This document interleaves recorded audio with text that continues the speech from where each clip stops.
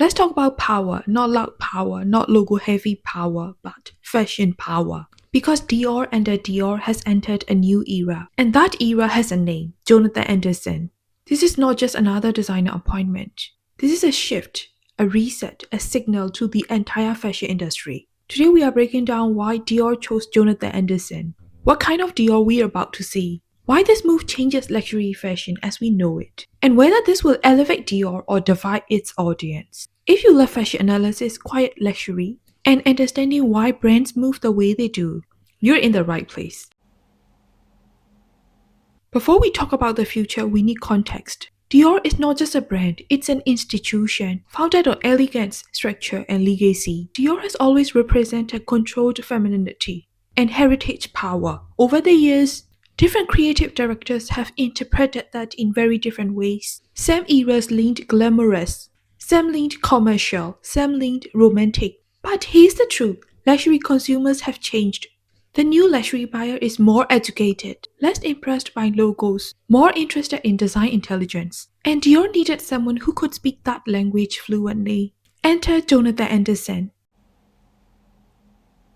Jonathan Anderson is not a trend designer, he's an ideas designer. At JW Anderson, he built a brand that blurred masculine and feminine, art and wearability, commercial and conceptual. At Loewe, he proved something more important. That craft can be modern. That heritage can feel intelligent, not dusty. That fashion doesn't need to scream to dominate culture. Jonathan Anderson designs for people who notice details. And Dior noticed him.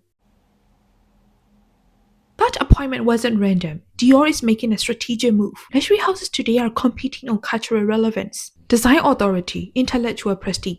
Jonathan Anderson brings editorial credibility, museum-level design thinking, youth appeal without gimmicks. He doesn't chase virality. He creates long-term influence.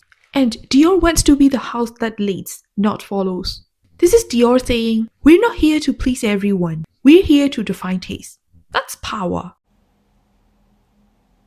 So what can we expect visually? Here's what will happen.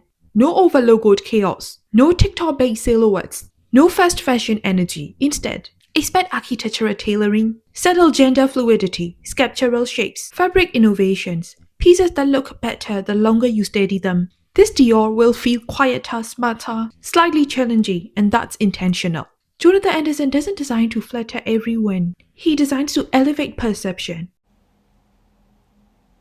Let's be honest, fashion is art and business. This move positions Dior differently in the luxury ecosystem. While other houses compete for loud moments, influencer situation, fast hype cycles, Dior is aiming for cultural longevity, design leadership, intellectual dominance. This puts Dior in conversation with the most respected fashion houses, museums, collectors, fashion historians, not just consumers, but thinkers. That's a power shift.